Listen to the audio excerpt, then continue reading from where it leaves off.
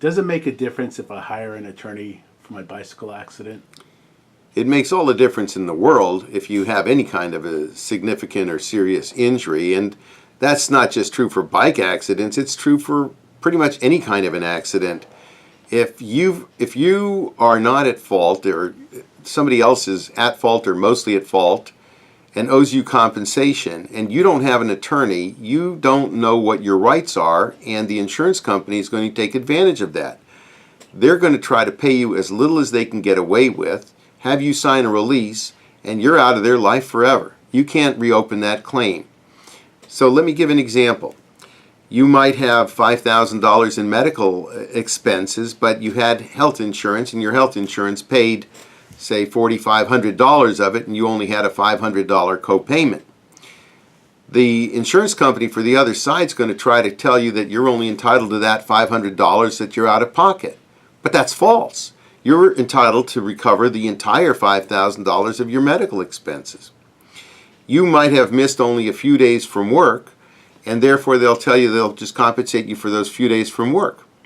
But you might need to miss some time from work in the future because of that. They're not going to tell you that they owe you for the money, time you're going to miss in the future. Or you might say you didn't really lose any money even though you missed a few days because you just used up your sick leave or vacation leave, or your employer paid you anyway. The insurance company is going to try to get away with not paying you for the time that you missed. But they do owe you for the time that you missed.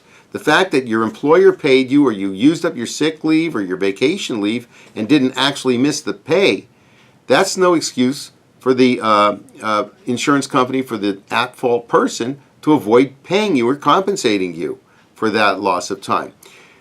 You're not going to know what your pain and suffering is worth. You're not going to know what pain and suffering consists of. The insurance company is not going to tell you. They're going to offer you $500 or $1,000 or $2,500 or something far, far less than the full measure of your damages, and try to get you to sign off on it. You need to talk to an attorney and have the attorney explain to you what you're fully entitled to receive in the way of compensation for your past and future medical, income loss, and pain and suffering, general damages, for how it's affected your family, and in some cases for what your family might have had to go through, or your husband or wife might have had to go through as a result of your injuries. Don't expect the insurance company that's trying to avoid paying you any money to fill you in on those details or to tell you what your case is worth. You need to get the advice of an attorney. And if an attorney doesn't feel that the case is big enough to merit hiring an attorney, he'll tell you so, or she'll tell you so. But you will at least have the benefit of talking to somebody who knows what they're talking about, who can educate you and tell you what you should expect and what you should receive, what you should know and what you don't need to, and what you need to avoid doing and what you need to do in order to protect your claim. Only an attorney can do that.